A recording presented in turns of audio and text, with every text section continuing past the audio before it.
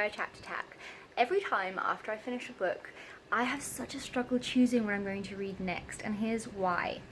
That, my friends, is my unread shelf of books I need to read. Okay, so I have read the first 2 Harry Potter books that I'm busy rereading them, but I like to keep them together because I've got OCD. So now I'm going to choose 3 books from my pile in this lovely shelf here, and I am going to tell you what I'm choosing, so let me have a look quickly.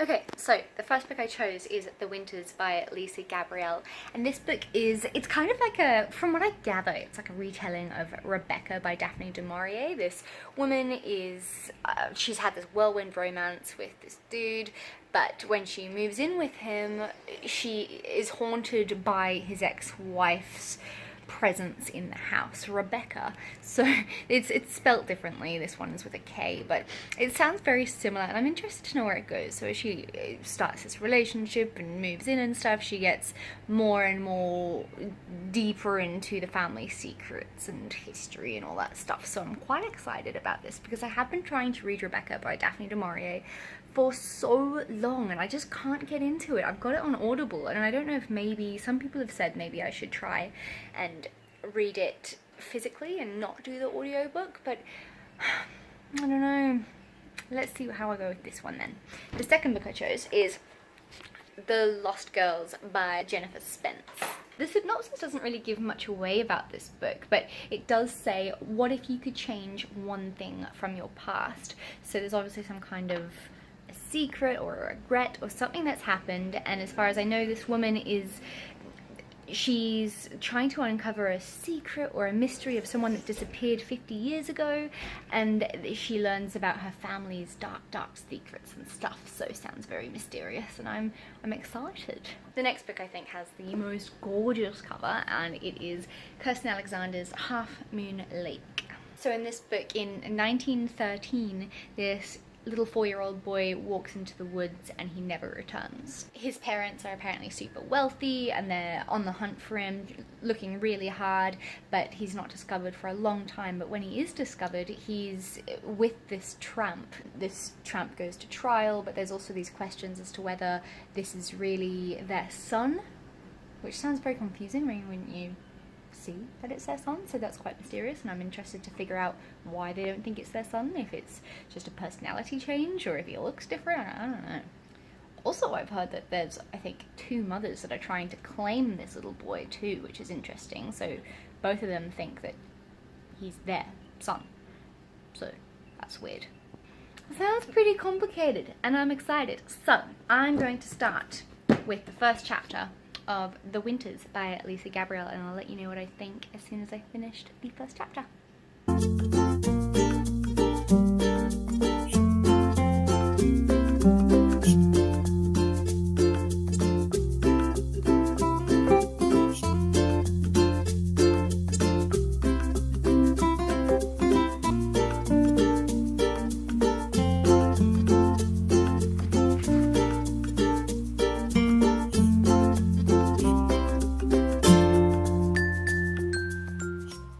So I just finished the first chapter, really nice and short, like 4 pages, and it's very similar to Rebecca in that it opens with a dream, a nightmare, and the opening sentence is, last night Rebecca tried to kill me again, or something like that. So instantly intrigued, obviously, with a start like that, and it didn't disappoint. I'm really intrigued by it. It seems like Lisa Gabriele really wants to focus on an atmosphere, like that gothic kind of a theme, like Rebecca by Daphne du Maurier.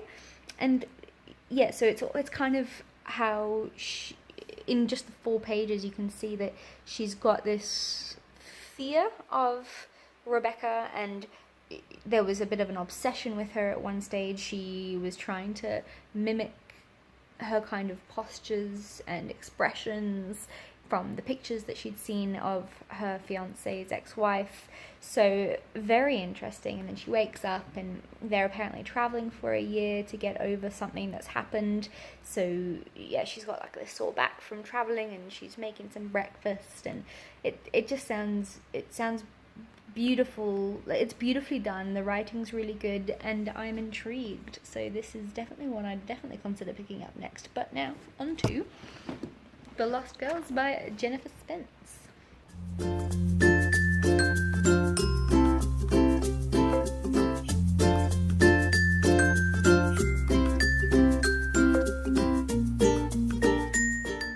Okay, so I just finished the first chapter of The Lost Girls, another short chapter, and very strange. It's almost as if the main character is also in a dream, but so she's trying to get home from doing something, and her home looks really different. It looks abandoned, and the panel where she punches in her code to get in isn't there.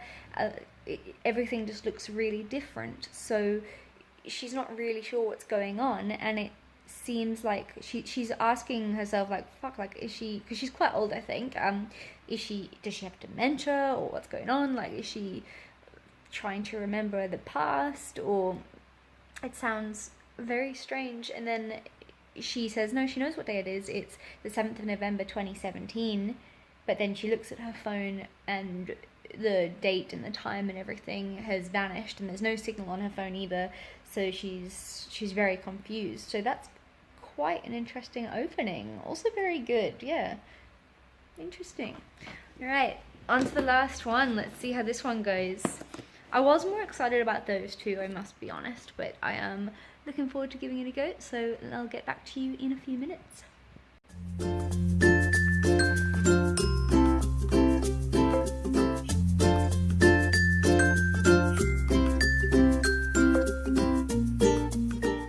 Okay, so Half Moon Lake chapter 1 finished. It took me a page or so to get into it, but then it became very suspenseful. It's set in an older time period, so the dialogue and stuff is a bit different, a bit more, I don't really know how to describe it, just a bit more proper.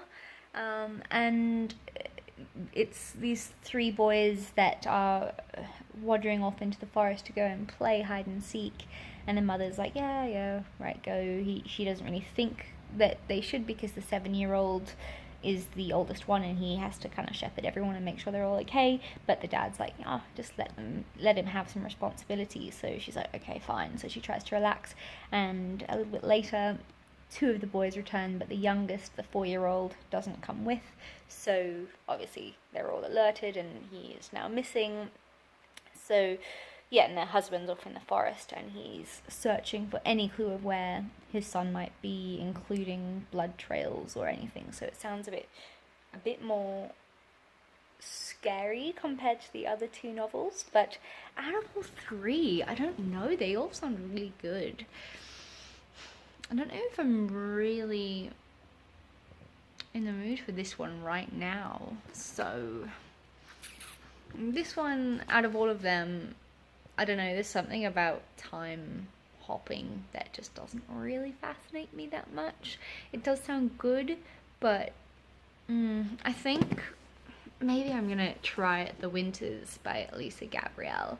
It just kind of captured my attention a bit more, and I do love the whole kind of love triangle mistress thing, and the fact that this wife is still haunting the new fiance is really intriguing to me, and maybe it'll help me become more interested in reading Rebecca again by Daphne du Maurier. So I'll give this one a go.